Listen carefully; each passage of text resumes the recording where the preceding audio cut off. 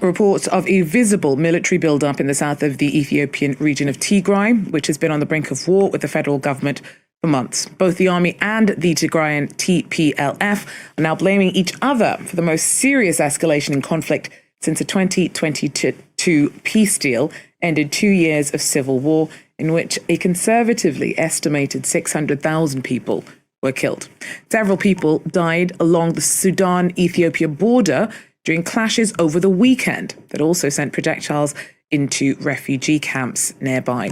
Fighting has stopped since Saturday, but hundreds of people have been fleeing into Sudan. كم تريوا زلهم أتي كوينات بخمي ريبورت دي خونا له نيبلت قلنا برجس كم تزدل ريبورت يقبروا لي لنزو كوينات زي it's very strange نحكي خاتقرمكم إذا كوينات زي again كم تكوينات ناي السودان كعبس يزفت تنزل له this is a massive war بكل ستاندرد دما كل سب جاو قبل لزق بو كوينات because انتهت بالثانية أبز حلفوا كوينات كنا منتاي هلكي تفتصيمو أتي هلكي زفتسمه تزاربوا لزي دليو نسبات بمجبي عطيز قتله حزبي بكل تعتقرت إن 3 عام زعصوي بدروناتن بمدافعاتن بنفرتن دما زخو ساتر زنبره the same power أب كل أمحرة نفس 3 عام زغطل زلو حجنا تكوينات ناب تجارب أسكير والله and the world wow the world is saying nothing they just أبس لدي تزاربه they kept quiet كابنا بخمان كابت كل ميدياتات زحش زي فرانس 24 بهال كلتا 3 جزء ريبورت يبون له تخيل معربة ميديا CNN بلو BBC بلو they didn't even cover it نشتي articles تفهم قال بلا but that's not it أبكال كون كل كاليو imagine وتحضراتنا يرترا بقال خيدهم تدسم مع نيرو أنا نقرأك ماله نيرترا سراويت كم زين تدسم مع نيرو أبحث جزء 3 زخونا articles موت نيرو فيديوهات دريتش ميليتري يا دا تذكريهم تعبي مسكاسه سراويتاتنا وزله كم يلن ارتكلات يكون فيديوهات نابتي ميديا ايرترا سراويت ايرترا تينيلا ኢትዮጵያ ተኸሳላ ሉላውነታተ ጋሂሱ ተባህል ትብላላ ከምዝዶ እናተባለ ክሳዕ ክንደይ የብልዎ ነይሮም ሪኹም አይኹም እጂ ምስ ምንታይ ከተሓሕዝዎ ስለ ዘለ ትብልጽግና ዓብ ምኽንያት ክፈጥር እዩ ታ ምኽንያት ድማ ንፈልጣ ኢና ነዚ ኣይክጥቀም ፈቲኑ ዘሎ ነዛ ትማልስ ተገበረት ርክብ ናይ ጽምዶ ልክዕ ከም ናይ ኩናት ገይሩ ፓብሊሽ ከገብራ ጀሚሩ ኣሎ የተፈጠረው የጠላት ጥምረትስ ስለምን ሲባል ጉዳዩ ወዲህ ነው 3 በአንድ ላይ የተፈጠረው የጠላት ጥምረትስ ስለምን ሲባል ጉዳዩ ወዲህ ነው ለመገንባት ሳይሆን ለማፍረስ ለማልማት ሳይሆን ለማውደም ሰላምን ለማስፈን ሳይሆን ለማተራመስ ይህን ክፉ በኢትዮጵያ ላይ ያሰበው ታሪካዊ ጠላቷ ግብጽ የውስጥ ባንዳው የህወሓት ቡድንና ሁሌም የተዳከመች ኢትዮጵያን የሚፈልገው ሻዕቢያ የፈጠሩት የክፋት ጥምረቱ ጽምዶ ነው። በእርግጥ ይህ ክፋት የወለደው የእድገትና የሰላም ጸር በግብጽ የሚዘወረው የአማጽያን ጥምረት የዛሬ ክስተት አይደለም። የካይሮ ፖለቲከኞች ኢትዮጵያ ራሷን ችላ ከተረጋጋችና ከበለጸገች በውሃዋ ላይ ያላትን ተፈጥሯዊ መብት የሰላም ጸር እዞም ሰባት እዚኣቶም ማለት እሸል በሻሻ እናበሉ ዝዛረቡ ኣለዋ ንኻ ይቃወሞም ነይረ ጊዜ እሸል ክትብሎ የብልኩም ነዚ هذا قلت أمين كاب حجن بحرك شمقل أنت تيكوينو كل بما يكلني سازي نشليك بحالي بلون بلا لما تحدق ممكن تروي خلقها this guy نزل صمدو كبوبلار تقبرو زلو نشيت فلطيهم مش نحنا بزعبات صمدو بزعق زي نزارب يالنا سلمتاي نماني خاخد صبكو صمدو تيسرحو سري زبي تقبيل وي بقصقواس نايز بزي كونه تكون النت لتقلنا بز قبرو زلو ناي حدقኛ አካይዳ ሰብ ንጽምዶ ተቀቢልዎ እዩ ብኤርትራ በሎ ብትግራይ በሎ ብዓፋር በአምሓራ ብዛዕባ ጽምዶ ጎዝጎስ አይደልኒ ላስት ታይም ምሰወላ ብተራኸብ ኩሉ ከሚል ነይራን ጽምዶሲ ብዙሕ ጎዝጎስ ዘድልየ ይኮን ናብ ዝጓነ እዚ ጽምዶሲ አክሰፕትድ ነገር እዩ ጀስት እቲ በዓል ብኤርትራ ትገብርዎ ዘለዎም እዮም ክሰርሑ ትኽእሉ ንዑና ክንዛረብ ንኽእል እምበር ንጽምዶ ክተእምኖ ትኽእል ኤርትራዊ የለን ርእይዎ ስለ ዘሎ እቲ ኩነታት እቲ ኩነታት ካበይ ይድፋእ ከም ዘሎ እቲ ኩናት ናበይ ገጽ ካበይ ይመጽእ ከም ዘሎ ከመይ ከም ዝኾን ዘሎ ይርእይዎ ኣለዉ ስለዚ ንጽምዶ ኢልካ ከተእምኖ ኢልካ ህርዲግ ትብሎ ሰብ የለን ኣብዚ እዋን እዚ ንጹር ዝኾነ ተልእኾ ስለ ዘለዎ ብልጽግና ግን እንታይ ገብር ኣብዛ ቪድዮ እዚኣ ጥራይ 3 ካልኦት ሓይልታት ኢሉ እዛ ስእሊ እዚኣ ኣብዚኣ ቀጻሊ ዝደግምዋ ኣብዚኣ ጸኒሓትልኩም እታ ክላሲክ ክልተ ስእልታት እኒአን ባዕለን እየን ዝኣትዋ ኣብቲ ቪድዮ ምሽለኩም እዚኣ ኣብዚ በይኑ ገይሮም ኣለዉ ትግራይ ኤርትራ ግብፂ بعلاتهم دمان زيوم قال كيدان كسوون بقى بيت غرسيان وسيت قال كيدان كغبروهم يمزدلو يزلو تلفنت زلسي بحيل خغبرو برهانس بوتا ديمسينوم لابز ولا تسكيفوم ናይ ሶማልያ ከደ ይውስኽዎ ሓዳፊቱ because they are creating this bond በቲ ዝገብርዎ ዘሎ ፕሮፓጋንዳ ነቲ ህዝቢ ባዕሎም እዮም ዘፋቅርዎ ዘሎ ሓቃሽ ተጋሩን ኤርትራንሲ በቲ ዝነበረ ፖለቲካዊ ኣፈላላይ ከቢድ ስራሕ ምኾነ ነይሩ ነቲ ስራሕ ነቲ ናይ ዕርቂ ስራሕ ዘሳለጦ ሻዕብያን ህወሓትን መራሕትን ሚድያታትን ዝገበርዎ ክትብል ትኽእል ኢኻ ማዓረ እዩ ግን ብልፅግና እዩ ሰርሕዎ ብግምጣሉ ማለት እዩ ንክልቲኦም ብሓደ ከጥፍእ ስለ ዝደሊ ዘሎ እንታይ ገብረካ ሓደገኛ ዝኾነ ፀላይ ክገብር ዘይገብርን ካልእ ኮይኑ ግን ካብ ሕማቅ ግን ድሕር ዘይብል ደም ሰብ ዘይፍሮ ሰብ እንተሪኢኻ እንታይ ትገብር ነዚ ሓደጋ እዚ ብሓደ ኮይና ንለየት ስለዚ ዝነበረካ ፍልልያ ብዝቁልጥፍ ክትገድፎ ብቁልጥፍ ንዑ ኣቦቱ ገዲፍካ ብዝግባእ መንገዲ ክትከዶ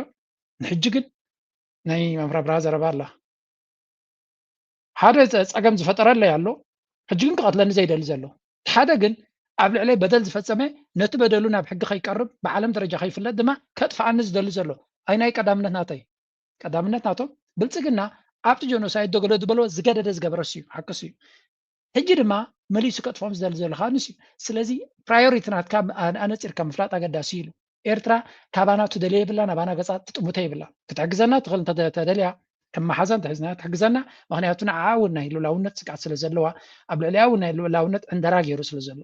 ስለዚ ምስ ኤርትራ ንተፋነነሉ የብልና መጀመርያ እኮ ክጅምሮ ከለዉ ፅምቶ ብሕቆና ዝመፅእ ፀላኢ የብልናን ብድሕሪና ዝመፅእ ፀላኢ የብልናን ፀላኢና ትመፀና ብሓደ መንገዲ ኢና ክንጥምቶ ሕጂ ኢሎም እዚ ንበይኑ እዚ በዓሉ ንበይኑ ዓወት ኢሎሞ ነይሮም ሕጂ ድማ ብድሕሪና ዝመፀና ፀላኢ የለ እንተይኮነስ ብድሕሪና ደጋፍ ኣለና ኮይኑ ድፋዕ ኣለና ዝደለና ሽግርና ክፈትሓልና ዝኽእል እውን ገለ ክንእቱ ተደሊና ድማ ዘይንዕፀወሉ መንገዲ ተፈጢርና ኣሎ ካብ ዝላዕሊ ኮንፊደንስ ያለን ብምዕራብ ድማ ሕጂ በንጢስካ እንድሕራቲኻ ድማ ሉከደስ ኣሚን ታሪክ ይስራሕ ከም ዘሎ ኢና ምስ ግዜ ካሪኩም ብዛዕባ ፅምዶ ዝብልዎ ዘለዉ ፅን ኢለ ክሪኩም ደሶም ብልፅግና ሓንቲ ነገር እያ ተፈክሮ ነይራ ንነዊሕ እዋን he was boasting ከምዝዶ እናበለ ብዙሕ ግዜ ዝጀሃረላ ዝነበረ ብዛዕባ ጉዳይ ናይ ድሮናት ናት እዩ ለንቀረ ባይ ወይ ሓይሊ ኣየር ናቱ ተገዲዱ ይመስለኒ በረንበጣ ክብል ጀሚሩ ኣሎ ኣብ ዝግበር ኣብ ዘይብሉ ግዜ ፈኻራ ናይ ግድን ስለ ዝኾነ ዝከስምዖ ኢትዮጵያ ዝለዓለ ድልውነት ኩናት ከም ዘለዎ ሕላው ገይሩ ኣዛዚ ሓይሊ ኣየር ኢትዮጵያ ሌተናል ጀነራል ይልማ መርዳሳ ንሉዓላውነት ድሕነት ኢትዮጵያ ንምፍትታን ኣብ ልዕሊ ዝንቀሳቐሱ ብፍሉይ ብቕዓትን ምምካዝ ዘኽእል ሓይሊ ኮይኑ ከም ዘሎ ሓቢሩ እቲ ሓይሊ ኣየር ቀፃሊ ወፍርታት ብዝምልከት መሪሕነቱ ኣባላቱ ናይ ተሃድሶ ምሃብ ኣፍልጡ ስነ ስርዓት ተካይድሎም ኣብ ከተማ ድሬዳዋ ኣብ ዝርከብ ዋና ቤት ፅሕፈት ሓይሊ እዚ ብድሮናትን ብሞደርናይዝ ዝኾነ ሓይሊ ኣየርን ብገለምበ መወዳድርቲ የብልና እናበለ ጠራራራራራ ክብል ምክንያቱ እዚ ሓይሊ ኣየር ናይ ኢትዮጵያ ስለምንታይ ይፍክር ነይሩ ትፈልጡ ዶ ሓደ ነገር ይደፈክሮ ነይሩ ምክንያቱ ብኣየር ዝገጥሞ ፀላኢ ስለ ዘይነበሮ ኩላቶም ኣብ ውሽጢ ዓዲ ኮይኖም ናይ ደገ ዕሱባት እዮም ናይ ደገ ሓገዝ እዮም ዝብሎ ናይ ደገ ሓገዝ ዘለዎም ቀደም ድሮናት ገይሮም በግ መበልኳ ነይሮም ናይ ደገ ደገፍ ስለ ዘይብሎም ጀንዊን ካብ ዓዶም ዝተበገሱ ካብታ ናትካ ብረትን ብሬንን ካብታ ናትካ ዶሽካን ወሲዶም ዝዋጉኻ ከም ዘለው ድሮን ሒዝካ ክማርኹ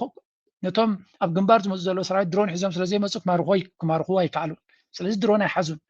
ናይ ደገ ሓገዝ ከም ዘይብሎም በዚኻ ትፈልጥ ናይ ደገ ሓገዝ ዘሎ ዳዕመ ሰሪዕ ድዩ ናይ ደገ ሓገዝ ዘሎ ሑቲ ድዩ ናይ ደገ ሓገዝ ዘሎ ካልእ ድዩ ክንምንታይ ድሮናት ሒዞም ኣለው ይርዮም ኣለው ኢትዮጵያ ዘሎ ግን ናይ ደገ ሓገዝ ከም ዘይብሉ ዝኣክል ጭብጢ ኣሎ but now things have changed እዚ ኩሉ በረንበጣዕ ዝግበር ዝነበረ ሕጂ ካል ነገር እዩ ኢንፋክት ሓንቲ ቪድዮ ወፂ ኣላ ምስ ግዜ ንሓቅነታ ቀሲና ክንረጋግፃ ኢና ግን ለንቀነ ብብዙሕ መንገዲ ሰምዓ ስለ ዘለዎ ከበኩም እየ ዝተኸሽፈ ማለት እዩ ናይ ብልፅግና እዩ ዝኸውን ዘሎ ኣብ ከባቢ ጨቢበር እዩ ዝኸውን ዘሎ ማለት እዩ ምናልባት ሕልፍ እናበልና ናብቶም ወተሃደራቶም እቲ ቦታ ንባዕሉ ክሳብ ክንደይ ገዛእ ቦታታት ምዃኑ ተሒዞሞ ዘለዉ ማለት እዩ ኣብ ሕጂ ድፋዖም ናታቶም ኣፅዋር ገለ እንታይ ይብሉ ኣለዉ ብዙሕ ሚድያታት ዝገልፅዎ ዘለዉ ፅን ኢሎም ቪድዮን ክበኩም መረጋገፂ ናይ ፀረ ድሮናት ንመጥቃዕቲ ዘካይዳ ናይ ሓፀርቲ ስለያዊ ሓበሬታ ክወዛ ዝኽእላ ድሮናት መጥቃዕቲ ከካይዳ ዝኽእላ ድሮናት ዓበይቲ ብኤማት ሒዙ ከም ዘሎ ናይ ትግራይ ሓይሊ TDF ማለት እዩ ብዘረባ ዘይኮነ ብተግባር ኣብ ባይታ ርኢ ኣሎ I think ብልፅግና ናይ ብሓቂ ዘሰንብት ኩነታት ተፈጢርዎ ኣሎ እንተተባሃለ ምግናን ዘድልዮ ኣይኮነን there is no exaggeration here in fact ነተን ካልኦት ቪዲዮታት ኩሎም በብሓደ ክሳብ ዘምፃልኩም እታ ሓንቲ ኣባይ ታሪና ዘለና I'm going to show you ነቲ ናይ ድሮን መከላኸሊ አይረንኩም ከም ዘይረምነ so እዚ ሓደ ካብቲ ኣብ ቴክኖሎጂ ኣብዚ ዘርእዩና ዘለው እዮም ብምሉእ እቲ ዘለዎ ማፅዋት ድማ ኣብቲ ኩናት ተጠቂሞምሉ ንብልፅግና ክሳዕ ክንደይ ከም ዝረበሽዎ እዩ ዝንገር I can show you this ኣብ ተፈላለየ ኣጋጣሚ ከርእየኩም ክፍትን እየ ምክንያቱ እቲ ዘሎ ኩነታት ኣፅዋራት ሒዞሞ ዘለው ኣዝዩ ኣገዳሲ እዩ ንኣብነት እንታይ ይብሉ ኣለው Tigray military is back in possession of artillery መዳፍዓት ማለት እዩ anti-aircraft guns ፀረ ነፈርቲ guided anti-tank missiles ሚሳይላት ፀረ ታንክ ዝኾነ guided ዝኾነ ዕላሙ ካርብ ዝኽእል ማለት እዩ ሞርታራት it has added drones and jammers ድሮናትን ጃመርስ ነቶም ድሮናት ጃም ክገብሩ ዝኽእሉ ድማ air defense and EV systems have not been seen ካልኦት ድማ ለና ዝብልዎ ዘይረኣይዎ ድማ ኣለዎም ይብሉ ኣለው እዚ ኣብዚ ኩናት እዚ ብዘረባ ዘይኮነ ኣብ ተግባር ዝተረኣየ ማለት እዩ እታ ዝበለፀት ኩሉ ትኻሊ ዘረባት ሃዲዲ ፈቐራ ይገለገለ ክትብል ትኽእል ኢኻ ኦኬ ኣብ ውግእ ፈቐራ ዘሎ እዩ ወላ ሓንቲ ብረት ጥራይ ጌርካ ፕሮፓጋንዳ ክትገብር ትኽእል ኢኻ ፅቡቅ ድማ ፕሮፓጋንዳ is part of the war warfare ድማ ኣብ ባይታ ዘይኮነ ኣብ ናራቲቭን ስለትዋግኡ እዚኣ ሕጂ ብዚኣ ከርእየና ፀንሐ ግን ሕጂ ዝመፅእ ዘሎ ዝዓበየ ኩናት ብልፅግና ኣበይ ኣስኪሩ ከም ዘሎ ዘርኢ ሓበሬታ ኢና ንርኢ ዘለና እቲ ናይ ስለያ ድሮንስ ዝበሃል ዓበይቲ ነቲ ናይ ፀላኢ ቦታታት ብቐረባ ስኢሉ ድፍዓቶም እንታይ ይመስል ኣበይ ዓሪዶም ኣለው ከመይ ኢሎም ኣለው ዘርኢ ማለት እዩ እዚ እቲ ስለያ እቲ ዝበለፀ እዚ ናይ ድሮና ቴክኖሎጂ ኣበይ ዝሕግዘካ ዝበሃል ኣብዚ ነዚ ስለያዊ ሓበሬታ እዚ ክትረኽቦ ቀደም ናትካ ስለያ ሂወት ክኸፍልሉ ክኽእሉ ኣለዎ ሂወት ዘኽፍል ሓበሬታ ስራሕ ክሰርሕሎም ሎሚ ቴክኖሎጂ ጥራይ ሰዲድካ ፕሪሳይዝ ዝኾነ ስእልታት ወሲድካ ፀላኢኻ ኣበይ ዓሪድሎ ክትፈልጥ ትኽእል እዚ ማለት ግን ፀላኢኻ እውን ከምኡ ክገብር ተኽእሎታት ኣለዎ ማለት እዩ ስኻ ጥራይ ኮንካ ነዚ ኣድቫንቴጅ ዘለካ ስለዚ ብቐረባ ነቲ ናይ ፀላኢ ቦታታት ብድሮን እቲ ድሮን ድማ ከይረኣይዎ ማለት እዩ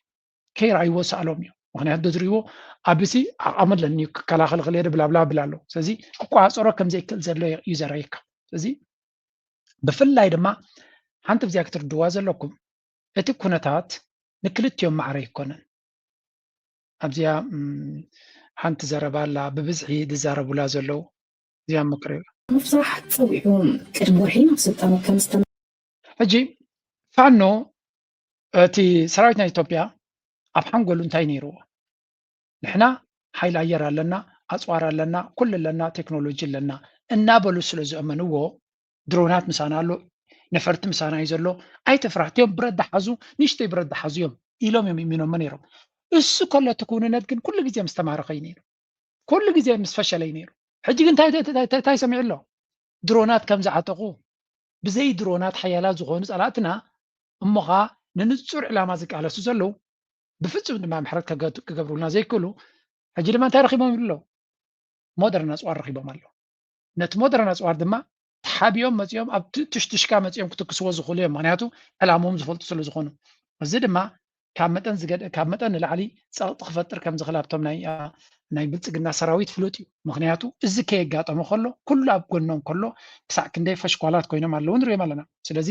እዚ ሕጂ ንሪኦ ዘለና ናይ ዓውደ ኩናት ኣብ ሳይኮሎጂካሊ ንብልፅግና ንሰራዊት ናይ ብልፅግና ኣብ ሳይኮሎጂ ናቶም ዓብይ ዳሜጅ ክፈጥር ዝኽእል እዩ ዓብይ ስጋትን ሽግርን ክፈጥር ዝኽእል እዩ ስለዚ እዚ ንሪኦ ዘለና ምንቅስቃሳት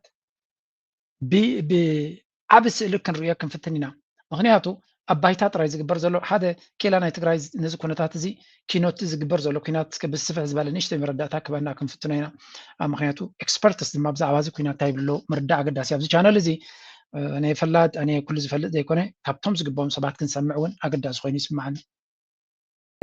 ማለት ተጀሚሩ እንዲ ኮይናት ሕዝዝ ዝልዓብ ዘሎ ኮይናት ከምናልባት ኣብዚ ዞባ ይኮነ ኣብ ኢትዮጵያ እንታይ ክፈጥር ይኽእል እቲ በቲ ሕዚ ትብሎ ዘለካ እንድሕራእቶም ሓይልታት እውን ተረዳዲኦም ክኸዱ ይኽእሉ ኮይኖም ኣብቲ ዋና ኣጀንዳ ወይ ከዓ ኣብቲ ዋና ፀላእ ዝብልዎ እንድሕር ዳኣ ብሓባር ክሰርሑ ተኽኢሎም እንታይ እዩ ክፍጠር ዝኽእል ኣብ ኢትዮጵያ ምናልባት ኩናት እዚ ኣበይ ተጀሚሩ ብኸመይ መንገዲ ክውዳእ ይኽእል ኦፍኮርስ ናይ ኩናት መጀመርያ እምበር ናይ መወዳእታ ኣይፍለጥን ይብሉ እዮም ኮይኑ ግን ብኸመይ ኢኻ ትግምግሞ እንታይ ዓይነት ውፅኢት ከምፅእ ይኽእል وين كم تحجز رياض الله خلنا مكلخال كينات يديروا زلوا استلنا مكلخال كينات يوقت ناي بوردر تفتيروا زلوا كاو حالفو كنت وانا ناي كينات بوتانا بتقرأ أسجاي زخون ياو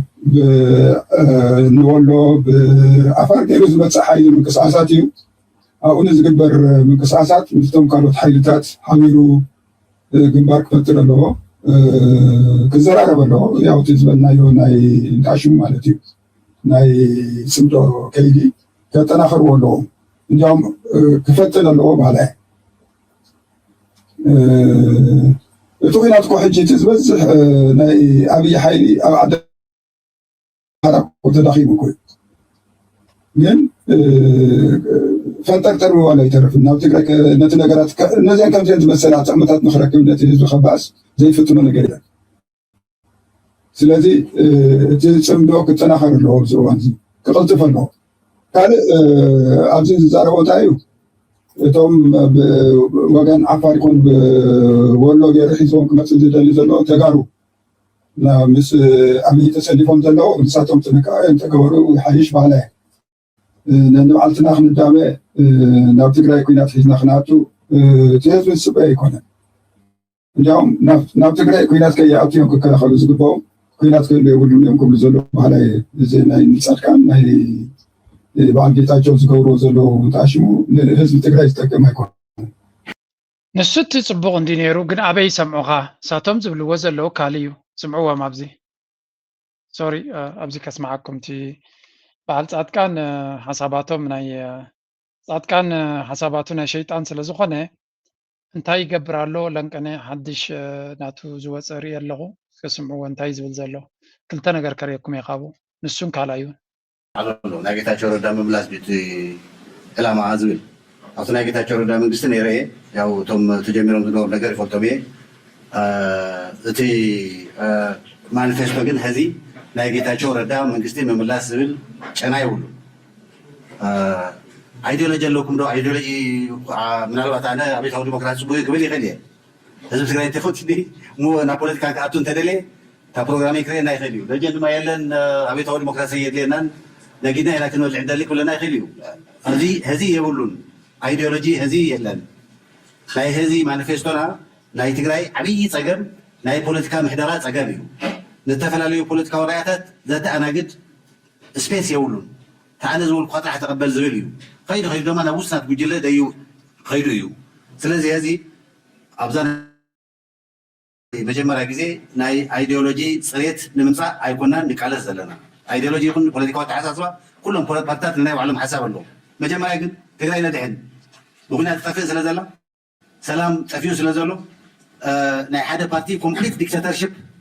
ناي هزبي كرياتيفيتين ناي هزبي إنيشيتيفين قتلوا نابتفات وزنا زلزلة وزين مجمع رجل عرضيتو مبقسنا ስለዚህ አይዲዮሎጂ ኮም ተይልና ወይ አይዲዮሎጂ ተሊካማ ኣብዚ ህዚ ኮሙኒዝም አብዮታዊ ዲሞክራሲ ዝብል አይዲዮሎጂ የብልና ተን ፓርቲታት ናይ ባዕለን አይዲዮሎጂ ኣለወን ንሕና ግን ናይ ትግራይ ናይ ፖለቲካ ምሕደራ ነማዕራርያ ኢና ንብል ዘለና ትብል እያ ኣብታ ግን አብዮታዊ ዲሞክራሲ ክትኽተል ወይ ሞዚ ኣግበረልና ዘይትግበረልና ኣብ ዝብል ደረጃ ኣይበፅሕናን ከም ትሪእዎ ዘለኹም ፃትካን ኣብ ፖለቲካ ናይ ፖለቲካ ዲቤተር ወይ ብዛዕባ ፖለቲካ ናይ ኩነታት ዝዛረብ ይመስል أب كوننا تجنة كوينات زمرح زلوا مخانون أما خارنا يتكوينات مخانون إذا كوينات زين نوح وان زد اليوم مخانون كل زي كبر زلوا دما بغات عن سوس ساتفلو زلوا عن سوس زدف أزلوا مخاني زين كر زلوا سلازي اتن رياض لنا بوجن بالتجناز كبر زلوا قص نسون شفراناتون بزلا على درجة زدف أزلوا أما داتا نهو حتى سيتينكا نتكويناتتي ኢትዮጵያ ከሱዳን ጋር በምትዋሰንበት ሸረሪና ተብሎ በሚጠራው አካባቢ በፌደራል መንግስትና በትግራይ ኃይሎች መካከል ግጭት ተከስቶ ነበር። ብዙዎች ሲፈሩት አካባቢ የተለያዩ ጽምዶች ወይ ደግሞ ቅንጅቶች ተፈጥረዋል። በእነዚህ ሲፈጠርና እንደ ዘመነ መሳፍንት እነሱ ነጋዴዎቹ ነው የሚወጡበት ጠንክረው የሚወጡበት እንጂ የሀገር ዓላማ የላቸውም። يوم اللهم زيهم كلاتهم نامزو نتي صمدو بتحدة تسيتن بتدما إذا حجة تغيير زلو كينات المسلط أنا يتوم راحتنا هو واحد مخانو غيركا شمكت كيرو لك ليبل كتقبرو لك تكلا لك بو غيركا دما أجندا غيركا كدفع له كتكلا لك سازي ديمونايز مسيت أن هو واحد بزل على درجة أتي بلصقنا ناوي زخيت زلو نصوم دغن بخال من قدون أتاك قبرو يرلغو and this is actually أبتا قدمي تون تنكفى بلالكم يري كلها تاز قبر وازلو ني ان كلها نصوم ده متقاطر هذا يكونسي ولا مس امريكا زغبر زلو دبلوماسيوم كارمو جميرهم زلو على حدا غزيتي مخازي مفلات ويون شبدعدع مبالا بي كم زبص حكاون ابز كنريان خلينا زالن كنا تجبرت صمدو بخمي جليص امالو مجمريا نتنا ايرتران ناي تግራይን تاغيرو مسكه ازلن كنا استجمره كوينات فولس فلاج نكال كوينات كغبر وز دلي زلو نسلي حبريتنا ኢትዮጵያ ከም ዘረጋገጾ ጽምዶ ደይመ ደይሉ ዝገበረዩ ምክንያቱ እቲ ሐቀኛ ጽምዶ ትባሃል ዘሎ ወታደራዊ መራሕቲ ናይ ኤርትራን ናይ ትግራይን አውሽ ትግራይ ከም ዝተራኸቡ ዝገልጽ ሓበሬታ ተረኺብሎ እዚ ድማ ነቲ ኩናት ደይመ ደይሎም ክጅምርዎ ከም ዝደልዩ ዘለውን ብምዕራብ ትግራይ ዝገበርዎ እቲ ኩናት ድማ ኣብ ዛላምበሳ ካልእ መንገዲ ነቲ ናይ 1998 ከቢድ ኩናት ዝተኻየደሉ ሕጂ ኣብኡ ሓደ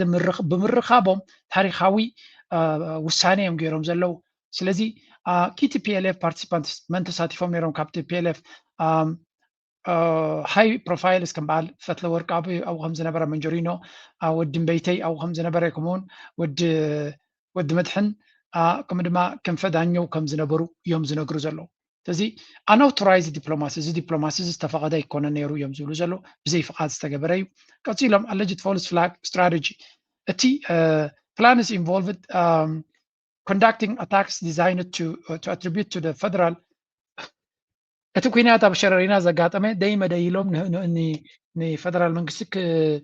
ከጠቁኑ ኢሎም ዝገበሩ ወይ ንሳቶም ግን ተገምጢሎም ናይ ሰላም ስራሕ ይገብሩ ከም ዘለዉ ከምስሉ ንዓና ጎል ይእትውን ኣለዎ ነቲ ፌደራል መንግስቲ ጎል ይእትው ኣለዉ ኢሎም እዮም ዝኸስስ ዘለዉ anyway እቲ ኤርትራ በዝን በትን ገይሮም ክእምንዎ ዝኽእሉ የለን እታ ኩናት ግን መብዛሕትኡ ሰብ ገምጋም ወሲዱላ ዘሎ ንፅምዶ ንምፍታን እዩ ነይሩ ፅምዶ ክንዲ ምንታይ ተግባራዊ ብኣፍ ጥራይ ድዮም ፅምዶ ዝብሉ ዘለዉ ወይስ ኣብ ኩናት ክገጥሙ ንኽእሉ እዮም ሓደ ካልኣይ እቲ ፅምዶ ዝበሃል እንታይ ዓይነት ወታደራዊ ዓቕሚ ኣለዎ ነቲ ህወሓት ዝበሃል ሲ ብኣፎም ጥራይ ድዩ ሻዕብያ ከምዚ ከምቲ በዓል ጌታቸው ኣፎም ከፍቱ ከለዉ ሻዕብያ ወላ ሓንቲ ዓቕሚ ስለ ዘይብሉ ነዞም ብረት ክገብሮም እዩ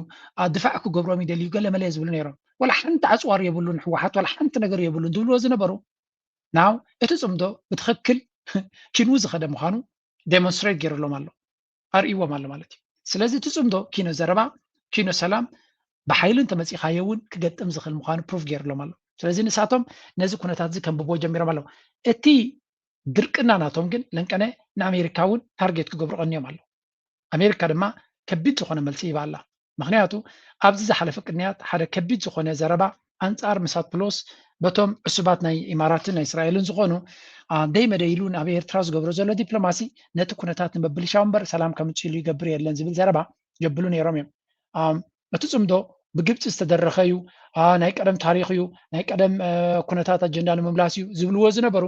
ሕሉፍ ሓሊፍዎም ነዚ መሳት ፕሎስ ምስ ኤርትራ ብሕቡእ ኣጀንዳታት ናይ ውልቃዊ ኢንቨስትመንት ክገብር ስለ ዝደለየ ዝገብሮ ዘሎ እዩ ስለ ዝበልዎ ከቢድ ዝኾነ መልሲ ይቦም ኣሎ እቲ መልሲ ዝሃቦ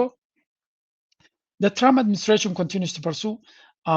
regional peace through diplomatic engagement with Egypt, Eritrea, and Ethiopia. ስለዚ መንግስቲ ዶናልድ ትራምፕ ዞባዊ ሰላም ርግኣትን ከምስ ዲፕሎማስያዊ ፅምዶ ምስ ኩሎም ምስ ግብፂ ምስ ኤርትራ ምስ ኢትዮጵያ ይገብር ኣሎ ኢሉ ምስ ኩሎም let me be unequivocally clear ሓንቲ ነገር ግን ብዘየዳግም ከነፅራ ዝደሊ እዚ ምስ ኤርትራ ንገብሮ ዘለና ዝምድና ወይ ከዓ እንታይ ብላ claims that ገለገለ ዘረባታት ብዛዕባ negotiation or considering any secret deal involving Eritrea against another regional partner are categorically false ስለዚ እዚ ሓደ ነገር ብንጹር ከስምረሉ ዝደሊ تبلالو زخون يكون دبلوماسيا وركبات زقبر زلو بفلا يدما مسير ترافولي مسيراوي ركب أنصار كهال حجر أنصار إثيوبيا يبلاني جن أنصار إثيوبيا زبلوا زلو إزي كاتيجوريكلي ملو بملو زي تجبتن كاب حق زرهاغن حسوتن ترايلو تيكون كيلو تبلالو such no such agreement exists كم زبال سمع مسير تراي جبرنان إثيوبيا أنا خلنا نسأل إثيوبيا خلنا هرم وين إثيوبيا قال خبر زبلوا زلو أي تقايدن and no such arrangement is under discussion كم زبال حسابن مدبن دما سخون يكون زربا يلا نحنا صمدنا نقبر زلنا engagements نقبر زلنا have one objective هذا علامة يزلو سدما advancing lasting peace and stability throughout the Horn of Africa نحنا مسير ترى يكون مزخون يكون هاجر نقبر زلنا دبلوماسياوي صمدوتات هذا علامة يزلو نصر علامة دما يسوغا زلاق سلامن رقعتن أبزوباتي نمفتار أبكرنا أفريقيا نمفتار نخيز لنا سلازي false and misleading statements defamatory speculations and baseless accusations concerning supposed deals or other developments are reckless appear driven by malicious intent to distort good faith diplomacy سلازي اتي مس ኤርትራ ተገይሩ ዘሎ ምስ ግብፅን ኤርትራን ኣሜሪካን ሶማልያን ዝግበር ዘሎ እናተባህለ ብዘርከበ ቲክ ታንክስ ተባሂሎም ነቲ ኩነታት ከበላሽው ዝፅሕፉ ዘለው እዚ እፅም ኣብ ኮንነ ዘየለ ኪኑ ግን ደይመደይሉ ነቲ ዝግበር ዘሎ ሰላም ክዕንቅፍ ዝደሊ ካብ ሕማቕ ካብ ክፋእ ተንኮል ዝተበገሰ ምዃኑ ምንፃር የድሊ ይብላ ኣሎ ስለዚ ነዚ ብፅቡቕ መንፈስ ዝጉም ዘሎ ንምዕንቃፍ ዝግበር ዘሎ ብዋን ጠጦ ከብሎን ነቲ ዝኸይድ ዘሎ ድማ ፀገም ከይፈጥር እንቃ ክግበረሉ ከም ዘሎ እዩ ዝነግር ዘሎ እዚ ድማ ብፍላይ እቲ ሶማሊላንድ ዝበሃል ኣሜሪካ ምስ ሶማልያ ምስ ተራኸበት ምስቲ ሚኒስትር ጉዳያት ወፃኢ ናይ ሶማልያ ምርካቡ መሳት ብሎስ ከም ዓብይ ቁጥዕ ገይሮም ሪኦም ኣለዉ ካብኡ ቀፂሎም እውን ምስ ኤርትራ ምርካቡ ኤርትራ ስትራቴጂካዊ ፓርትነር ናይ ኣሜሪካ ክትከውን ድሕሪ ኮይና ሶማሊላንድ ኣገዳሲ ክኸውን ኣይኮነን እዮም ዝብሉ እዚ እውን ሓደ ካብቲ ሶማሊላንድ ሃገር ክትከውን እንተኮይና ኣብ ቀርኒ ኣፍሪካ ዝበለፀ ቦታ ንሶማሊላንድ ክወሃብ ክኽእል ኣለዎ ዝብል ናይ ኢማራት ድሕሪ መጋረጃ ዝደፍእ ዘሎ ሓይሊ እዩ ስለዚ ናይ ኤርትራ ብወራርዶ ብውግዶ ብገለዶ ክትረክብ ትሓስብ እንተለኻ ኣሜሪካ ምስ ኤርትራ ይኹን ወይ እውን ኤርትራ ካብ ዲፕሎማስያዊ ተነፅሎ ንኸይትወፅእ ኩሉ ዓይነት ተንኮል ክትፈጥር ክትክእል ኣለካ እዚኣቶም ድማ ሕጂ እቲ ኣሜሪካ ንፁር ዝኾነ መልሲ ይብራ ኣሎ ግን ኣሜሪካ ኣብ ብዙሕ ቦታታት ሓጓፍ ዘለዎ ሃገር ምስ ምዃኑ ንፁር ዘይኮነ ዕላማ ክልተ ዳብል ስታንዳርድ ሒዙ ክኸይድ ዝኽእል ሓይሊ ምስ ምዃኑ ኣሚንካ ክትከዶ ትኽእል ሃገር ኣይኮነን ብሓፈሻ ግን ብተደጋጋሚ መበል ካልኣይ ግዜ ነዛ መልሲ ዝህብ ዘሎ መሳት ፕሎስ ብልፅግና ብዝተፈላለዩ ፅሑፋት ኣንፃር ንኣሜሪካ ዝቃወም ሕጂ እውን ካልእ ኣርቲክል ኣውፅኡ ኣሎ ግዜ ስለ ዘይረኸብካ የምፃኽዎን እምበር ሓድሽ ኣርቲክል ምስ ኤርትራ ዝግበር ዘሎ ዝምድና ብዝብል ሓድሽ ኣርቲክል እውን ኣውፅኦም ኣለዉ ካልእ ቀንዲ ናይዚ ኩሉ ዝደፍእ ዘሎ ናብ ማእከላይ ምብራቕ ዘሎ ኩነታት ክንርኢ ክንፍትና because there is this story ምናልባት ትከታተልዎ የለኹምን እምበር ተቐንዲ ኣገዳሲ ኣብዚ ካልእ ኩነታት እውን ክንርኢ ኢና of growing beyond its original front lines. The West Asia conflict is now doing just that. What began as a confrontation between three countries is now impacting airports, shipping lanes and civilians across the wider region. The latest escalation began in Saudi Arabia. Operations were suspended at Nadran Airport after Yemen's Iran-backed Houthi rebels claimed a drone strike on the facility. The group said it targeted 8 sensitive zones that it responded to with what it called Saudi drone violations of Yemeni airspace. The airport's main radar was reportedly hit, disrupting operations. So far, Saudi Arabia has not commented on the claim, but the airport's website showed the status of upcoming flights as unknown. ሕጂ ከም ትሪእዎ ዘለኹም ሑቲ ዝበሃል ንስዑድያ ክንዲ ምንታይ ኣሲርላ ከም ዝነበረ ኢና ንርኢ ዘለና ኢንፋክት እቲ ሑቲ ዝበሃል መንግስቲ ኢራን የልዩ ኩሉ ሑቲ ዝገብሮ ኢራን ትእዝዞ ጌርኩም ትወስድዎ ዘለኹም ነቲ ሓቂ ከተታለሉ ስለ ደልዩ ሑቲ ናይ ነብሱ ዝኻለ ናቱ ኣጀንዳ ዘለዎ ሓይሊ እዩ ብምባል ባዕሉ ዝገብሮ ስጉምትታት ኣለዎ እዛ ሕጂ ዝገበርና ኢሉ ሑቲ እንታይ ኢሉ መግለፂ ውፅኡ ነይሩ ሕነ ናይቲ ኣብቲ ሰንዓ ዘጋጠመና መጥቃዕቲ ኢና ንገብር ዘለና ይብሉ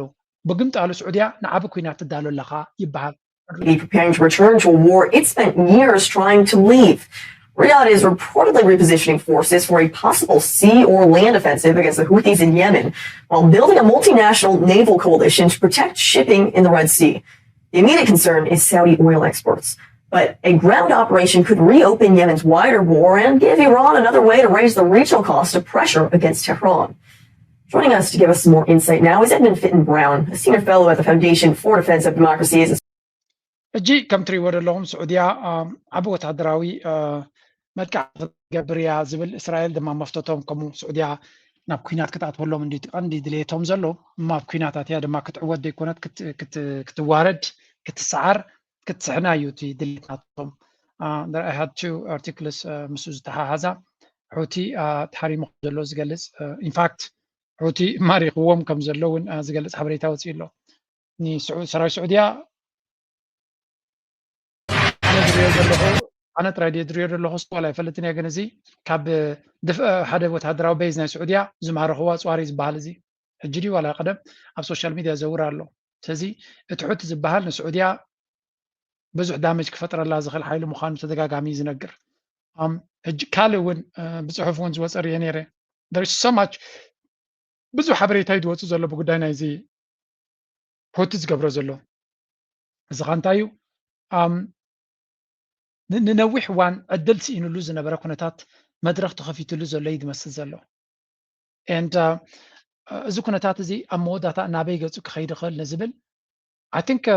ناتنا دليت بسلام كوداي ناندلو زلنا توداي ግን ንስኻ ስለ ዘለኻዮ ወይ እውን ኣነ ስለ ዘለኽዎ ዝኸውን ነገር ኮይኑ እውን ክርዳእና ከነብሎ ይንኽእል ኢና ስለዚ ሕቲ መጥቃዕቲ ኣካይዶም ከም ዘለው ኤርፖርት ሃሪሞም ከም ዘለው ናይ ንስዑድያ ድማ ተደጋጋሚ ስቃት ይፈጥሩላ ከም ዘለው እዩ ዝንገር ዘሎ በዚ መንገዲ እዚ ክንሪኦ ከለና ኣጋይን ናይቲ ሬሲ ፎረም ዝበሃል ዘሎ ዲ ካልእ ዝግበር ዘሎ ስዑድያ ድማ ኩናት ናይ ኢራን እውን ጠጠው ከተብል ኣብ ትስዕረሉ ዘላ እዚ ሕቲ ዝበሃል ነቲ ስዑድያ ኣብ ልዕልዩ ገይራቶ ዝነበረት ለውጢ ንክገብር ንስዑድያ ፅቡቅ ገይሩ ካሃርማ ክኽእል ኣለዎ ዝብል መደምደምታት ወሰደ ይመስል ዘሎ it's not a good thing ነቲ ከባቢና ካልእ ተወሳኺ ሓደጋ ንኣሜሪካን እስራኤልን መሊስካ ክዕድም ዝኽእል ኩነታት ኢና ንርኢ ዘለና እቲ ፋክት ግን ከምዚ ትሪእዎ ዘለኹም እዩ ስለዚ ስዑድያ እዚ ኤርፖርት ከም ዝተሃርመ ዝገልፅ ሓበሬታ ይሃበትን ግን እቲ እስከ ንሽተይ ንስማዓዮም ተሃሪሞም We reaffirm that the maritime blockade imposed on the Saudi enemy remains in force in response to its aggression and unjust blockade, which has continued for 12 years. We will not hesitate to expand our military movements and escalate our actions in the coming hours and days, in line with our policy of blockade for blockade and escalation for escalation. So, come three word along, We reaffirm that the maritime blockade imposed on the Saudi enemy بحفشة كم تري ود لهم يمن عند السعودية كبد بله مفتات يمن كوهن بلين خلينا معناته يمن منكس يمن زبالو زقوا عصرون على تحوتي أنصر الله حوت كواسب يزبلمبر أنصر الله يزبال تمقصقاس تي أنصر الله زقبرو زلو أكايدا السعودية ولا حنت تقبر كم زي تخل غيري وشيد ولا سترايقنا يكونن السعودية أبز حجها وقف زلو أجزي نتي قبل اليوم جراتو زنبركنا عسر تغلط عمل زغط على عصوان كبان دبلوماسيون فاينانساوي العصواتات نعون مفتاح السعوديه عبرت انا خنار ما كنكل لنا نيغوسيشن كبحال كله دما تخصص تطون مبال ترى يكون السعوديه بلا علينا يراتو زنبرت عصوا نعصوا بعصوا لكينا دما بكينات كنغطما دلوات لنا يبللو እዚ ድማ ነቲ ኣብ ከባቢና ዘሎ ናይ ቀይ ባሕሪ ስጋት ንላዕሊ ደረጃ ኣደ ይብወሎ ጥራይ ኮነስ ኣብ መንጎ ኣሜሪካን ኢራን ዝኸይድ ዘሎ ኩነታት ድማ ናብ ፅቡቅ ደረጃ ይኸይድ ያለ ንብል ስለ ዘለና እዚ እንታይ ነቲ ዘሎ ዳይናሚክስ ነቲ ናይ ኣሜሪካ ፖዚሽን ነቲ ናይ ኣሜሪካ ኩነታት መሊሱ ዘካብድ ስለ ዝኾነ ኣብዚ ልዑል ጥንቃቐ ዘድልዮ እዩ ብሓፈሻ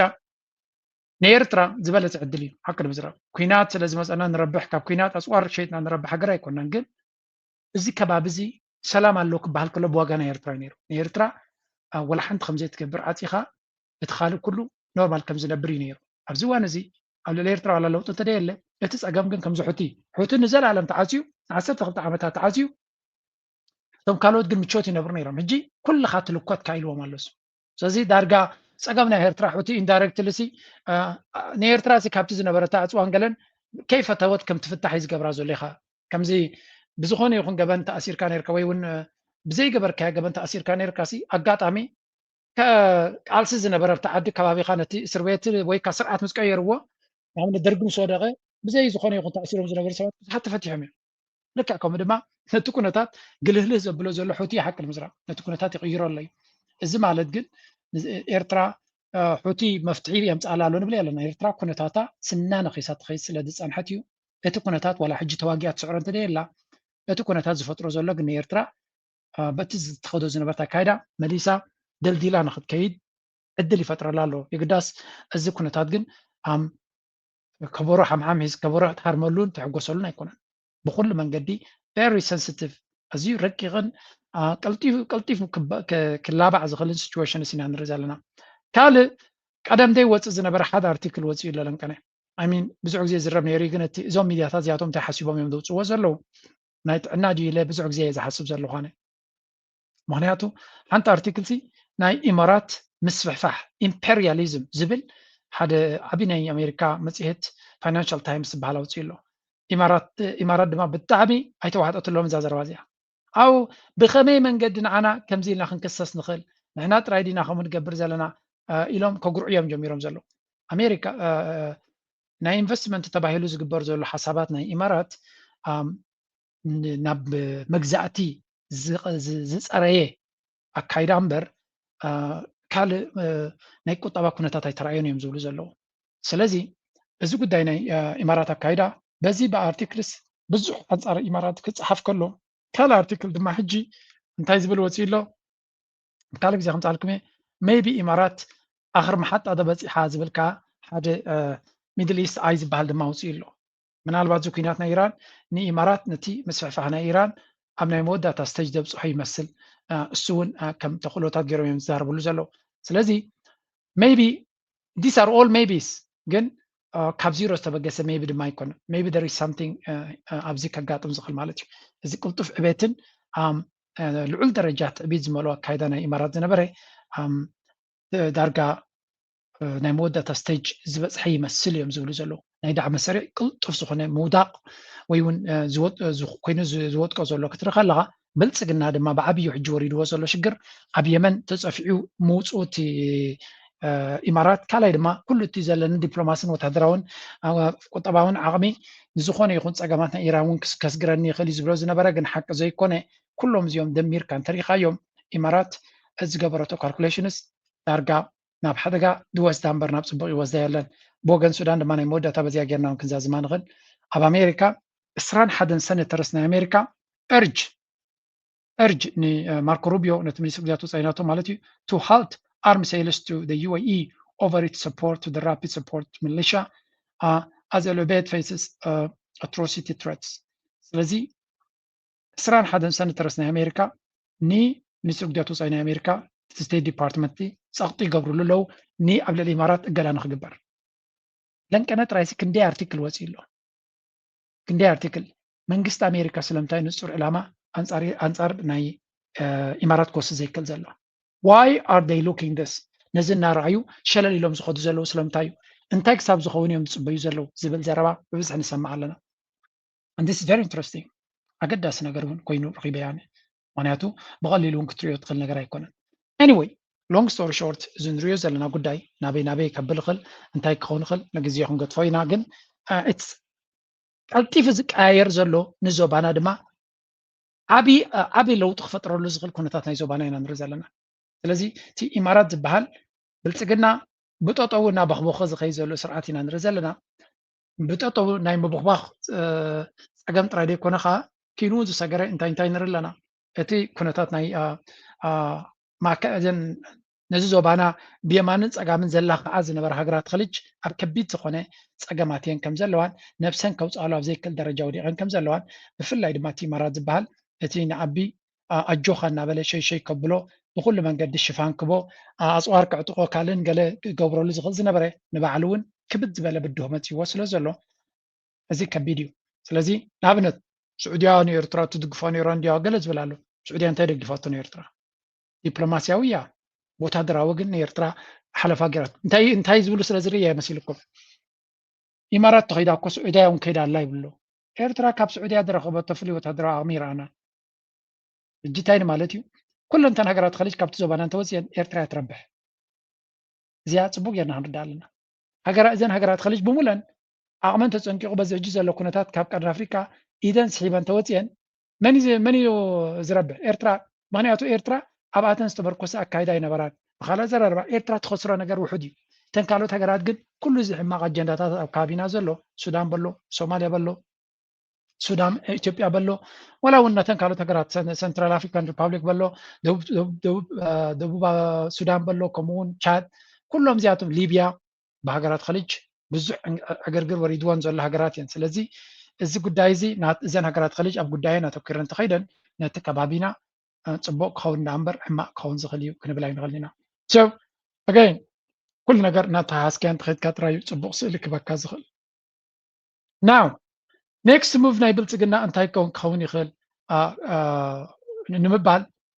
ኣብቲ ሚድያታት ናቱ ብትኳር ሓይሽ እና በትግራይ ኃይሎች መካከል ከቀናት በፊት ክልሉ ከሱዳን ጋር በሚዋሰንበት ሸረሪና ተብሎ በሚጠራው አካባቢ ግጭት መቀስቀሱ ይታወሳል። በሁለት ወገኖች መካከል ሊኖር የሚችለው ግጭት በርካታ የሀገር ውስጥና የውጭ የፖለቲካ ኃይሎች ፍላጎት የሚስተናገድበት በመሆኑ ቀጠናዊ መልክ ሊይዝ እንደሚችል ዓለም አቀፍ የግጭት ጥናት የሚያካሂዱ ተቋማት በተደጋጋሚ ሲያስጠነቅቁ ቆይተዋል። የእያንዳንዱ የፖለቲካ ኃይል ውግንና ለማን ሊሆን ይችላል የሚለው ጉዳይ መነጋገሪያ ሆኖ የተስተዋለ ሲሆን የውግንና ጉዳይ መነጋገሪያ ከሆኑት የፖለቲካ ኃይሎች መካከል ከትግራይ ኃይሎች የተገነጠለውና የትግራይ ሰላም ኃይል በመባል የሚጠራው ኃይል አንዱ ነው። ይኸው ኃይል ግን ሓረካብቲ ንተጋሩ ብልፅግና እዚዩ ሓደገኛ ስለዝኾነ ንሓትሕዶም ከባልዖም ከም ዝኾነ ፍሉጥ እዩ። መንግስቲ ትግራይ ድማ ነዚ ኩነታት ርዩ ኢድኩም ብረትኩም ከተውርዱ ኢሉ ሓቲትዎም ኣሎ ነዚኦም ኣብ ምስ ብልፅግና ኣስኪሮም ዘለው ቲፒኤፍ ዝብልዎም ዘለው ሓይሊ ሰላም ደወላ ገለ ሓራ መሬት ዝበሃሉ ዝነበሩ ነዚያቶም ኢድኩም ክትብለኩም ኣብ ኩናታት ሕድን ደማዊ ኩናት ኣሕዋትን ከይትፈጥሩ ብምባል መንግስቲ ትግራይ መግለፂ ኣውፅኢሎም ኣሎ። ምክንያቱ ኣብይ ኣሕመድ ካብ ማንም ነገር ድሕር ክብል ዝኽእል ኣይኮነን ንስልጣኑ ከናውሕ እዩ ካብ ዝበሎ ስለዚ ኣገይን ተጋሩ ነዛ ጉዳይ እዚኣ ለቢሞም ክርእይዋ ክኽእሉ ኣለዎም ተዘየለ እዚ ሰብኣይ መፃወቲ ሸራፋት ክገብሮም እዩ እቶም ሓደ እኳ ኦልሬዲ ክልብሙ ዝኽእሉ ኣይመስለኒ ናይ ምልባም ሰዓታት ሓሊፍዎም እዩ ግን it's really እዛ ጉዳይ እዚኣ ጥንቃቐ ዘድልያ ኮይኑ ይስምዓኒ ምክንያቱ ኣብ መወዳእታ ንኣብ ናይ ሓትሕት ኩናት እዩ ነዚ ህዝቢ እዚ ሕማቕ ታሪክ ክሸሞ ኣብ ሕማቕ ፀገም ክእትዎ ይደሊ ከም ዘሎ ርዱእ ኮይኑ ኣሎ ኣብዚ እዋን ንሪኦ ዘለና ስለዚ ኣጋይን I am just still ነቲ ኩነታት ብኩሉ እናረኣኽቦ ዝኸይድ ዘለኹ ኣብዘን ቀረባ መዓልትታት እንታይ ንሰምዕ ንኸውን ንግዜው ክንገድፈይና ኮይኑ ተሪፉ ግን እቲ ናይ ትግራይ ሓይሊ ብተደጋጋሚ ንመኸተ ድልውነቱ እዩ ዘረጋግፅ ዘሎ ሓፂርን ናይ ማእኸላይ ናይ ነዊሕንትን ብምውፃእ ህዝቢ ትግራይ ካብ ምድረገፅ ንምፅናት ኣብ ኩሉ ክገብርዎ ዝግብኦም እናገበሩ ይርከቡ ኣለዉ መሬት ትግራይ ወሪሮም ኣብኡ ዝነበረ ህዝቢ ካብ መሬቱ ካብ መረቦቱን ተፈናቂሉ ኣደዳ ኣውፍዮም ከም ዝረኸበ ከላኸል ይኽእል ብዙሕ ናይ መኸተ ወይ እውን ኩናት ድልውነት ከም ዘለዎም ከምዚ ቪድዮታት ካብ ትግራይ ብብዝሒ ኣብ ሶሻል ሚድያ ትወፅእ ዘሎ ሕጂ እውን መግለፂ ሓደ ካብቲ ናይ ኦፊሻል ሚድያ ናቶም ዝተዋህበ እዋናዊ ሓበሬታ ዕሱብ ሰራዊት ስርዓት ብልፅግና ምስ ዕጡቃት መሓመድ ሓምዳን ደጋሎን RSF ካብ ዝተፈላለዩ ከባቢታት ብኣስገዳድ ዝኣከቦም ምልሻታትን ካልኦት ዕጡቃትን ሒዙ ብዕለት 25 ሓምለ 2018 ዓ.ም ኣብ ዞባ ምዕራብ ትግራይ ብኣንፈት ሸረሪና ኣብ ልዕሊ ሰራዊትና መጠነ ሰፊሕ መጥቃዕቲ ምኽፋቱ ብእዋኑ ብመንግስቲ ትግራይ መግለፂ ከም ዝተዋህበ ይዝከር። ኣብቲ ቦታ ዝነበረ ሰራዊትና ነቲ ብወገን ዕሱብ ሰራዊት ብልፅግና ዝተኸፍተሉ መጥቃዕትታት ብመስተንክራዊ ጅግንነትን ፅንዓትን ተዋጊኡ ብምምካት ኣብ ልዕሊ እቲ ዕሱብ ሰራዊትን መሻርክቱን ሰፍ ዘይብል ክሳራ ኣብፅሑን ብኣሽዓት ዝቁፀሩ ምዉታትን ቁስላትን ብምግባር ካብ ሕሞራ ክሳብ ጎንደር ኣብ ዘለው ትካላት ጥዕና ብውግኣት ዝተጨናነቑሉ ኩነታት ተፈጢሩ እዩ። ሕዚ እውን ኣብዚ ከባቢ ዝርከብ ሰራዊትና ነቲ ልሙድ ናይ ዓወትን ጅግንነትን ታሪክ ፈፂሙ ንቐፃሊ ተልእኹኡን ዝበለፀ ዓወት ንምርግጋፅ ቁመኑን ኣቀማምጡን ኣመዓራርዩ ድሉው ኮይኑ ይርከብ። ብወገን ጀኖሳይዳዊ ስርዓት ብልፅግና ነቲ ዝገጠሞ ዘይገመቶን ዘይተፀበዮ ስዕረት ንምሽፋንን ዝተፈላለዩ ናይ ሓሶትን ምድንጋራትን ወረታት ብምንዛሕ ኩሎም ሜላታት ፕሮፓጋንዳ ተጠቂሙ ነቲ ትርፊ ስዕረት ዓወት ተመዝጊቡ ዘይፈልጥ ሰራዊቱ ሞራል ንምፅጋንን ክስ ቀሪቡ ቅድሚ ሕዝቢ ዘይተለምደ ስሩዕ ኣርማን መፀውዒ ሒዙ ዝተዘርግሐት መግለፂ ካብ ሓይሊ ምክልኻል ትግራይ ዝተዋሃበ እዋናዊ ሓበሬታ እዩ ዝብል ሓይሊ ምክልኻል ትግራይ ኣብ መግለፂኡ ዕሱብ ሰራዊት ስርዓት ብልፅግና ምስ ዕጡቃት መሓመድ ሓምዳን ዳጋሎ RSF ካብ ዝተፈላለዩ ከባቢታት ብኣስገዳድ ዝኣከቦም ሚሊሻታት ካልኦት ዕጡቃት ሒዙ ብዕለት 25 ወርሒ 11 2018 ዓ.ም ኣብ ዞባ ምዕራብ ትግራይ ብኣንፈት ሸረሪና ብልዕሊ ሰራዊት መጠነ ሰፊሕ መጥቃዕቲ ከፊቱ ይኽብል ድሕሪ ስምምዕነት ፕሪቶርያ ከም ሰራዊት ኣብ ልዕሊ ሰራዊት ኢትዮጵያ ከሲስ ኣለዎም ኣብቲ ቦታ ዝነበረ ሰራዊትና ነቲ ወገን ዕሱብ ሰራዊት ብልፅግና ዝተኸፈተሉ መጥቃዕትታት ብመስተንክራዊ ጀግንነትን ጽንዓትን ተዋጊኡ ብምምካት ኣብ ልዕሊ እቲ ዕሱብ ሰራዊት መሻርክቱን ሰፊ ዘይብል ክሳራ ኣብፂሑን ብኣሽሓት ዝቁፀሩ ሞቱን ቁስልን ብምግባር ካብ ሕመራ ክሳብ ጎንደር ኣብ ዘለዋ ትካላት ጥዕና ብውቃዓት ዝተጨናንቑሉ ኩነታት ፈጢሩ እዩ ዝርከብ ይብል እቲ መግለፂ። ሕዚ እውን ኣብዚ ከባቢ ዝርከብ ሰራዊት እቲ ልሙድ ናይ ዓወትን ጀግንነትን ታሪክ ፈፂሙ ንቐጻሊ ተልእኹን ዝበለፀ ዓወት ንምርግጋፅ ድማ ቁመንኡን ኣቀማምጥኡን ኣመዓራሪኡን ድልው ኮይኑ እዩ ዝርከብ ክብል ንቐጻሊ ግጥም ተዳልዩ ከም ዘሎ TDF ኣፍሊጡሎ። ወገን ጆኖሳይዳዊ ስርዓት ብልፅግና ነቲ ዝገጠሙ ከምዚኣ እትሪእዋ ዘለኹም እዚ I think ሓንቲ ነገር ጥራይ ኣብዚ እዋን እዚ ሰብ ክርዳኣ ዘለዎ እዛ ኩነታት እዚኣ ወሳኒት ኮይና እያ ኣብ ታሪክ ኣገዳሲት መድረክ ኣቲና ከም ዘለና እዩ ዝርዳኣና ኣነ። ኣብይ ኣሕመድ ነዛ ሕጂ ወሪዳ ዘላ ኩነታት እንተሰጊርዋ መይቢ ዕድመ ክህልዎ እዩ። እዚኣ ብዘይ ቃል ዓለም እታ ዝዓበየት ፈተና ንብልፅግና ንዓብን እያ። እዛ ፈተና እዚኣ ክሰግራ ድያ ይሰግራን ንግዜ ንገጥፈሉ but this is going to be decisive ነቲ ኩነታት ክቕይር ዝኽእል ምክንያቱ ቅድሚ ሕጂ እውን ኣብ ታሪክ እውን ከምኡ ተመሳሳልነት ስለ ዘለዎ ናይ ታሪክ ምምስሳል ስምዕዎ ኣብዚ ኣቶ ምናልባት ቅድም ክብል ብናታትኩም ታሪክ እውን ንደርጊ ስዒሩ ታሪክ ዝቐየረ ማለት ታሪክ ሰሪሑ እዩ ደርጊ ስዒሩ እዩ ስርዓታዊ ለውጢ ኣምፅኡ እዩ። ሕዚ እዚኣቶም እዞም ሓይልታት እዚኣቶም ወይ ከዓ እዞም ዓድታት እዚኣቶም ሕዚ ከንድሕር ጭምረት ፈጢሮም በቲ መንገዲ እሱ ተቓሊስካ ክቕይር ዝኽእል ነገር ይህሉ ዶ? ሓቢሮም ክሰርሕሉ ዝኽእሉ ኣጀንዳ ተኣዩ ክኸውን ዝኽእል ዝብል ነገር እስኪ ንርአ። ያው አንተ የተዛረበው አጀንዳ እንታይ ይኸውን ማለት እዩ። ሓደ ናይ መጀመርያ አጀንዳ ሓደ ሓበራዊ ፀላኢ ኣለና ዝብል ምህላዊ ንኩሉ ነዚ ህዝብታት እዚ ሓበራዊ ፀላኢ ነዚ ነው ግዱ ሓቢርና ዝብል የተሓባብር ካብኡ ሓሊፉ ግን እዚ ሕብረተሰብ እዚ ብድሕሪኡ እንታይ ክኸውን ነዚ ምስ ወገድና ንባዕልና ዲና ክንዋ ንባዕልና ዲና ኣብ ኩናት ክንኣቱ ነዚ መፍትሒ ክንረኽበሉ ኣለና። ምክንያቱም ኣምሓራ ምስ ትግራይ ናይ ጣሽሙ ናይ ወሰን ጣሽሙሉ ኣምሓራ ምስ ኦሮሞ ናይ ወሰን ግጭት ኣሎ ኩሉ ዳርጋ ኩሉ ክልላት ናይ ባዕሉ ናይ ወሰን ግጭት ኣሎ ናብ ኩናት ዲና ንኣቱ እዚ ከመይ ንፍትሓዮ ኣብ ሓደ ኮይና ኢና ንፈትሖ ንኽእል ካልእ መፍትሒ የብሉ።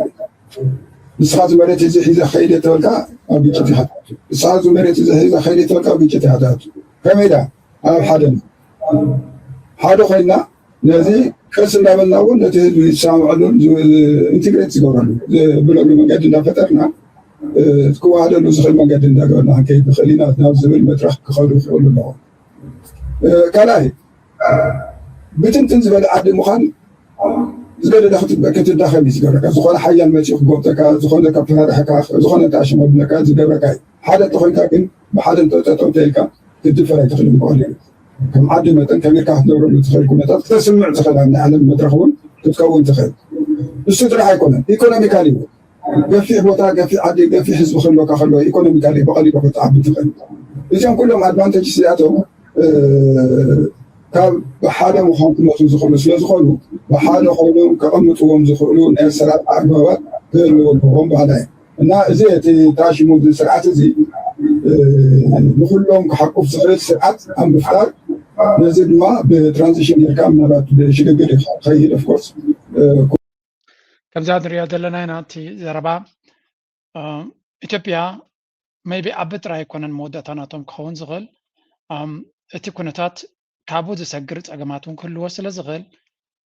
ካብ ሕጂ ናይ ዘላቒ መፍትሒ ንምግባር እውን ዝርርብ ክካየድ ክኽእል ኣሎ። ምክንያቱ ንዓቢ ኣሊኻ ጥራይ ኩነታት ክቕየር ዝኽእል የለን ዝብሉ ብዙሓት ለባማት ናይ ኢትዮጵያ ዝዛረብዎ ዘረባ እዩ። ግን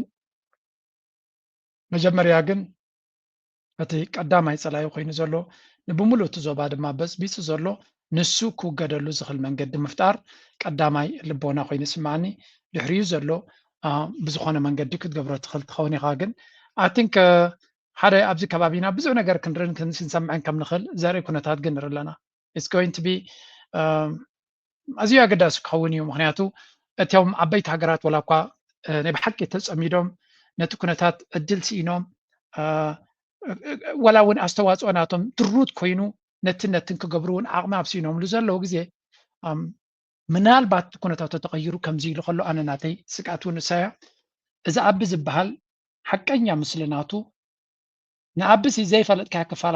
ክፋል ናይ ተሓሳስባ ክህልወካ ይክእል። أبنتا أنا لامانا كايدان كم زلوا أبهزبو يكون أبتحجروا زجبروا زلوا كنا تطريقة نتوم أبحجروا زي لأن أنت جبرنا هم زغل نمجماتو قليليو ناي مسفح فحد من عتودما دوبيا بلو نجوس كونز دليو سلازي نازل سبزي أبزح الجزء الله كنتات كلاتهم تحبابي انتري اليوم ما في الله واحد ما في الله هو واحد زبال حيلي كل التجزئ أدل كل التفتنا يزي سالسي تفتنا سرفايف قبل واحد أي كولونيا قدامي تفتنا تكوينات تجبرتها عكس اللي سالسي تفتنا قداميتي بوليتيكا فتنا كبدي سابات سعيرو نما قال قصهم جهاد ملايا قداميتي كاليت فتنا تكوينات يعني كلتين بصبغة تعوتوا لن سالسيتنا يمودة فتنا يزيا أبزا فتنا زيا واحد بوتو كناس كرجاجم بوتو حدا وحسنت نتقراي كرجاج استزي كيلو كم بارتي تسريز زليو أتوم سبعة دما درجة أبترجز زلوا يوم تم رحتون يوم عبيت ما رحتنا واحد وتبرك سلازي تتقراي تبهل نزح الجمعة زيادة زلا فتنا زلاقة مفتوحة رجرات له زلاقة مفتوحة عتاتهم انتاي مخانو برجز مس إيرترا تزاري بوملوي إيرترا دما بعبيو نزح جت فتيرة زلا كونتات غيركا انت زي سجيركا نبعالزي تاريخنا إيرترا انتاي لهم انتاي تزاري بوزو كروي فرنا يመስላችሁ ጽምዶ የ1960ዎቹ ስትራቴጂ ነው የ1960ዎቹ ትውልድ እየተባለ ብዙ ጊዜ ይነገራል ትሰማላችሁ የዛን ዘመን ትውልድ ማርክሲዝም كم تري وزلهم صمد مالت ما سوساتات ولدو زغبروا حدش كيمسلكم اب سوساتات زغبروا ويو ابتي ساعات دما نفص امزبصح ويو زبلهم مالت قالسنا حزب ኤርትራ كمص خلو سوراو قالسس بኤርትራ كم صمد خوين يمصيو بوغير دما ناصنت ኤርትራ مصيو زحج مصي زل دما ካልአይ ታሪክ ይዝድገም ዘሎ ይልዎ ተኸክል ኣይተጋጋኻን ነዚ ሕጂ ተንስዩ ዘሎ ሓይሉውን بتخكل كم تاني تسعان حدا نخجبروا كم ناي تسعان حدا زبالة عدل له معناته إثيوبيا بتوانتي دقفنا إثيوبيا من قصة هاي المرام دقفنا إثيوبيا نيروي ولا كا أجني قوام تنبره لحتى دمي بالعين برون إثيوبيا وحد كينات نيرو كم زلومي أبوكو إرترا تواجع ويا جبت متيا السودان متيا يكون كتالي إثيوبيا نيم كاليو إثيوبيا به وز دليو وانا تسرعتو كفن كل وز دليو أزيم زحتي سلازي إذا قد إذا زلا إذا عدل إذا زلا I really hope كم منقص هاي المرام لبيمو بورسوت أرنيفو شتتيلو بتاع إمارات جزي وزل فيلا تاتون كليوني أغليو تا عند تحزناكا تا نوعو دك أصلي تاخد كله تخل حدا أي أرجعنا له سلازي أبوليتيكات أكمز درجات سجلوا عدمه مش سجلوا حلمتات تحلم أنت فشيلو نوع عمتات تواريد خنبري ولا بإمارات تنبرة ولا بكلم من هالباتني إثيوبيا فحبتن كبلاون كم إيكويشنز تكمل سبي كاب نسو سلطان زور إثيوبيا بكنا تحت كتعطلو ميجبي بورومنيا انترفيو كايديز بالزلو كم تنا محرنيا بمحرنيا تزاريبو مستقار كواغوم زفتنا جد ما نورمو أنس أركالوت يمتصهم على لوز مس زرباخ قبر مخانو ينقر على زي نسوين كزارب كأنه خلي كنا منتاي بكنا تحت جيرو نسو سلطانو كنا وحده لكم زلهم كلهم تمام تقول زلو زلو زغنه نايز سبعيزي مودعتا سلا زي بلو نجزيو شفافيلنا خنا حلفهم في التنينا تنتين كانت زاريب كان ونزودا سلا زي كونه ناب إيرترا قصنا كنسجرينا قال زحقسو لون أنا زر أخومنا إيرترا كبكم كفتني مجمريا بتتواسؤناتهم نايزون بلتقنا مخنجمر نيرترا قصهم أيود أن ندي تزانتاناتهم حدا كابزياتهم بمسكال محيلو تحرجي سوشيال ميديا بزعبا إيرترا يصرفني يزبل زنبره بزعبا إيرترا تدي تزاريب كاب سوشيال ميديا تقبلنا تيبل كان اتنشن يبل كان سلازم تمليسو بارونتو زبحال ناي أوروما عديو خاخلو جميرو مالو مغالا ناي أوروما عديو بلنيرم كل محارب بزعباتات ناي أوروما عديو بلنيرم جرما بارونتو مستبرونا زبحال زي مساسلو سلازغون دك أحواتهم نيرم بارونتو ناي إيرترا يبلالو من البات نسو بارونتو كباقن بحر زلا مسيلو خيلو ترايلاني مالت بارونتو ببعبي بارونتو ناتو يبلكم يلون جن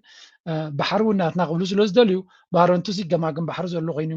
مسيلوهم كله غليجن they're just هو تتاسي كنا من تاي نبع بدان قصو خيرو خمسة لو خنرينا عند فيديو لنكنه لبيتن كيف زبالتني كريكم يعني هبير تراز مزت Yeah, I'm Belgian. So tell me first, tell me your name, and can you say something about your mother? First of all, my name is Odusova. This is my mom. After 3 years, I have done it. It was very hard for us, even for her, but special for us because she didn't even care at night. She stays at midnight and she will post to school. She do everything for us, so I would like to thank her. You would like to thank her? تريقوا لهم يا فليت قال نزيا عفتنا قال دليل ليسك فليت قال مالت جقنا وعرو قال نبل ندينا حدا غزي نزن بتمرت حيات زخوناسي زقلص قالات يبلنا انتي يبلو ابتغاريه سمع زيا ناي وغ جغانو طرايا اخلونا ناي سلام جغانو ناي معبال جغانو ناي تمرت جغانو خايد لينا حولتون كغبرالو مالو قال يبليو تزربا يصلا كوان نوغ ابوغ سلازلنا يم جغانو زلونا ناي معباله ناي مخته اب تمرتي انصار كل بدوتات كيت كام عواد دما ناي بحق ناي زاغوال نتا فيديو مسراق واس نوح غزي كحسبلا قديدني تي ايموشنز سمعا زلو حدا كمز عينت نفع دخامنا يديو زردو ناديو صار زردو اديو تخفلز نبرت واغا زردو مو نديو دما ابغنا خوين زمسكرلا دجن زخونه قلعه وليدا معبايا برقت حدا غزي كم ولادو خينكا تقبلو ساكريفايسز ندقخا عب نغريو ساكريفايسز كمزي سقاي ترى ديكونس نعاتاتهم صبق هيوات نكحلفو اتقبرو صاري ولا شع غزي اي لاف يو يفكركاي يفتوكاي ايتبلهم دقخا ولدنا بخمينا يفكركاي زبل ولدنا حوتات يبنيرو انا ابنت ادي يفكركاي تبلقال سمع الله يفلتني اتي يفكركاي زبل قال كن اب تكبار اب هيوتاي رينيري نانستو بزسرح ولا دختر خلغا حاولوا لعل زعبي يلا تخجبري لي تمعلتن زدكم زلو كابتوس دخمو زلو صبوغ زي كدنلو صبوغ زي بلعلو ناخذ خلو سلازي ولاديت كمزي لا سعيره فرص عراريا امها ابقد مدقا كتكرع كتر خلو بحق دسيلاتني very very emotional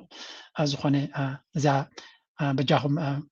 اجوهم بلولنا كمزياتنا اينات نير تراسي كندي واغاي زغفرلا زلو من بحكي ولا نقلا تماهيرا قالوا تبلكم this is a big statement. So what do you think the message you get from your mother? Anything is possible. Yeah. Thank you. That's a great word. Mo ba kha. So I guess she's the first woman. Like Adami the pathology specialist the birth of your son Samu. First, my name is Timmy Chauvel, and now the thing that I want to say to my mom is that every single day that the day when we have school, we study, and she study her own, and if we ask her anything, she kept study and she answer our question. She do both. متشم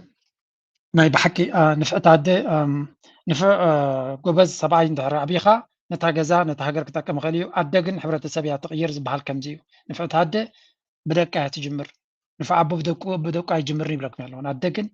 بعبيو نيادس الوا أبجزا يجمر نفعت عدي كل جزء أبدك يزرعين نفع عبو كل جزء أبدك يراك بلك ما يكلني because sometimes أبونا عدك رتي مادلو نيادس الوا يعبنا تنقلعو نابتي معبيا ولا أبون عبد راز قبر تقني سلازي عدت قبر نجر أنا عايزنا خبرية بلان عب نجريو عدك قبل كل غد ما مقدم معين مع صابن ترى يكون في اللاينتي ناي تمرتي تبغى بصوتات مالتي زخنة زار سيزا بزح سلة الزرب نزار حفتنا من رقولنا فرز عرقي رخي إرتران بعل نزياتن كوري أنز نبرالو فرز عرن زحف سالو مدرخ كفت أرض ما ناي وتر تمنيت نايو برقت I really بس يعيلات النظام لغت كم زعينت ممكن ندلي على هذا الجزء حزبنا نعمل بالك خيط كله رب تمرتك من الروح كله نعطب إيموشنز نعطب مسكرنا تنسمع دسي ولا نانه نعيد سيلات النيازا ستوري أبغاكم دم بيلي اللغو أبكال دم كم عينت كراك كله كم سعركم كفتني بعمي مالك سلزي نايلومي فيديو أبزكن ودينا يغني لنا بليز لايك جبرو بزبزع بدو تستجبرت فيديو لايك مقبارن سبورت مقبارن نبخاتكم نقول فلنا أنا دم عقمنا يشتي عقمنا تخوني أزبلنا أنا قبر لكم لنا thank you very much سوا خلقو سحلي زبل دقر خلقو سو ذكر لو بلقو توليد اللي كابتن أبراهو يدوك ملقو من أخي اليوم الأخو سحلاوي